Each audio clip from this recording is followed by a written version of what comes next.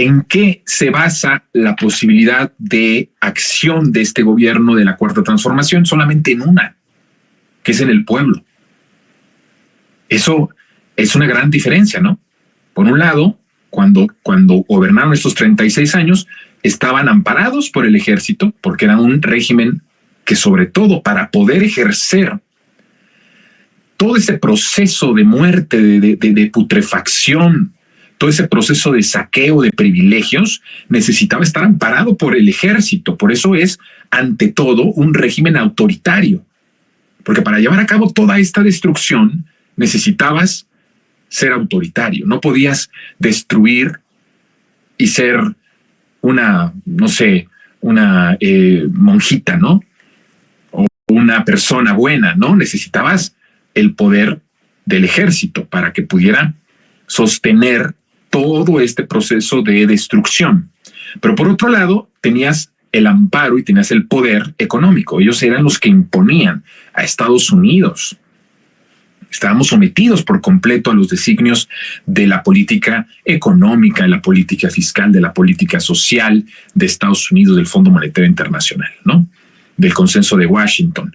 Entonces, ahí venía, esto era como se sustentaba o se sustentó durante 36 años el régimen salinista neoliberal. Ahora, ¿qué es o en qué se basa la acción transformadora del proyecto que inicia con López Obrador en 2018 en el soberano, que es el pueblo? ¿Sí? Es decir, en la democracia. Cuando ellos dicen López Obrador es antidemocrático, es un autoritario, no saben de lo que hablan. O sí lo saben, pero son nos quieren engañar. ¿Me explico?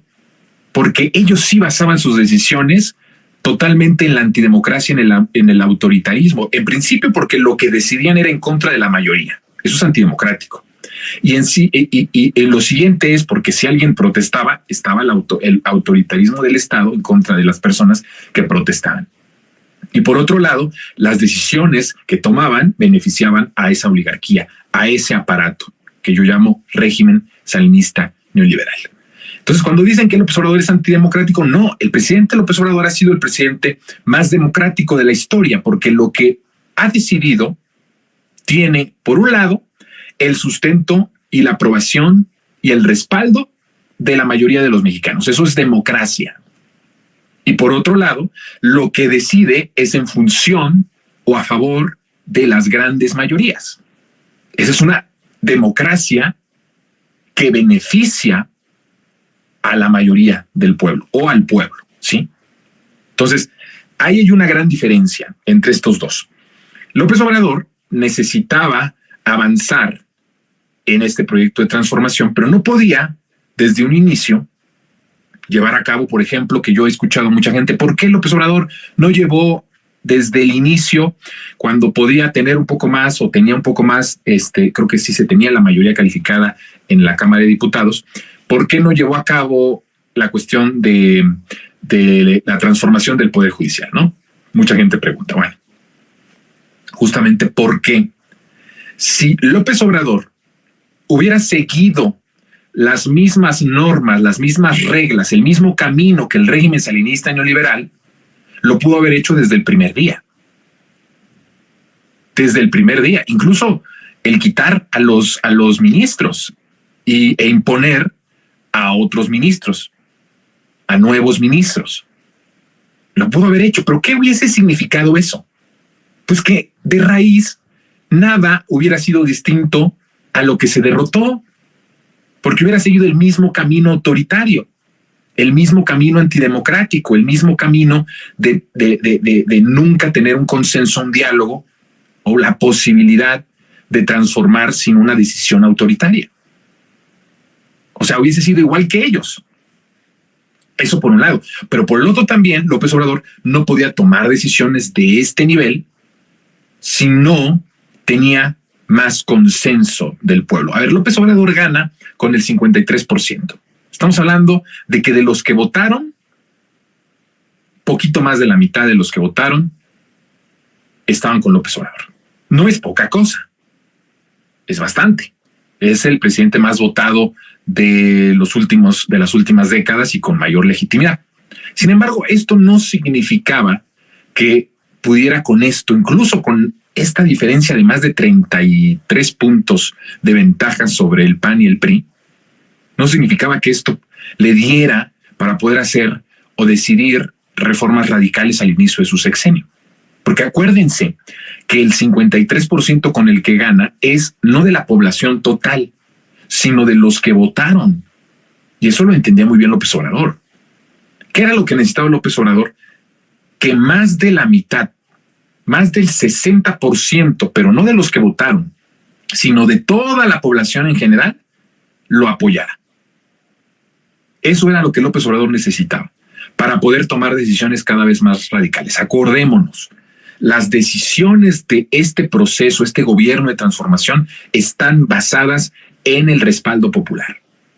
Si no tienes respaldo, no puedes hacer nada. Por eso el presidente López Obrador dice muy continuamente, con el pueblo todo, sin el pueblo nada. A eso se está refiriendo. Puedo transformar si el pueblo está. Si el pueblo no está, no puedo transformar. Así de sencillo, ¿no? Entonces el presidente entiende perfectamente esto, empieza a hacer su gobierno, empieza a transformar de poco en mucho, aunque muchas decisiones del inicio fueron muy radicales, pero yo expliqué por qué empezó con una decisión muy radical, que era la suspensión del aeropuerto de Texcoco. Yo ahí hablé ya de que López Obrador estaba mandando un mensaje muy claro.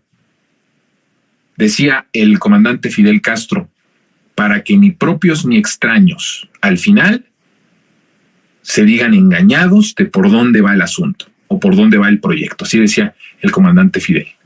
Pues López Obrador lo que hizo es, toma una decisión radical desde el inicio de su sexenio para que se tomen las medidas de los propios y de los extraños de lo que iba a ser su sexenio. O sea, manda una señal de que iba a haber un nuevo proyecto, un nuevo sistema económico, un nuevo pacto social, una transformación profunda. Esto es lo que le indica a la oligarquía que las cosas venían en serio.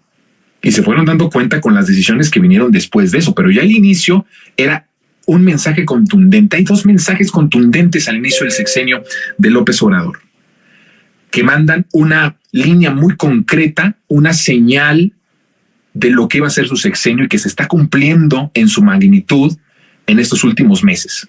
Una es la cancelación del aeropuerto de Texcoco. Literalmente con esta cancelación se le está diciendo a la oligarquía económica, a los potentados, no vas a mandar tú, va a mandar el pueblo. Y mi gobierno va a ser un gobierno que va a gobernar obedeciendo al pueblo, no a los potentados, no a la oligarquía, no a los organismos internacionales, no a las televisoras.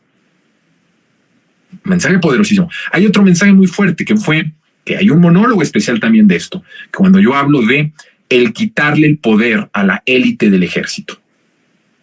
Ahí manda un mensaje profundo, que no quiero hablar de eso más porque ya está un monólogo y varios monólogos que hablan en ese sentido, pero son dos mensajes muy fuertes. Entonces el presidente empieza así y empieza gobernando.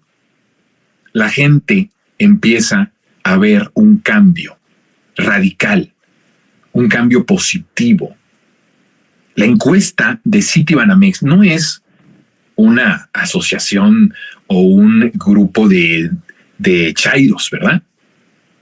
Y lo digo no como una forma despectiva, porque yo también soy chairo, sino no es una encuesta de alguien que está militando en la transformación. Estamos de acuerdo en eso. Es una institución internacional, poderosísima. Entonces, Citibanamex hace un ejercicio, una encuesta nacional. ¿Y cuáles son los resultados maravillosos de esta encuesta? Que la gran mayoría, arriba del 75%, porque de esto no se habló en los medios.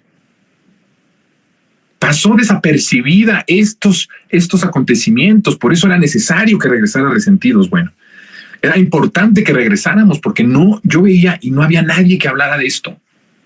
Encuesta de Citibanamex, 75% del pueblo, de la nación, de los mexicanas y los mexicanos aseguran que ha habido un cambio positivo para sus vidas y para el país con López Obrador. Es algo maravilloso. Y entonces, cuando López Obrador dice, Vamos a gobernar con legitimidad, no basado en decisiones autoritarias, sino basándonos en decisiones respaldadas por el pueblo. Solo así se puede gobernar, solo así se puede transformar. Cuando ve que hay este apoyo, empieza a radicalizar cada vez más. Bueno, lo último, que vamos a tener un programa especial para la cuestión de una de las cosas más profundas y más radicales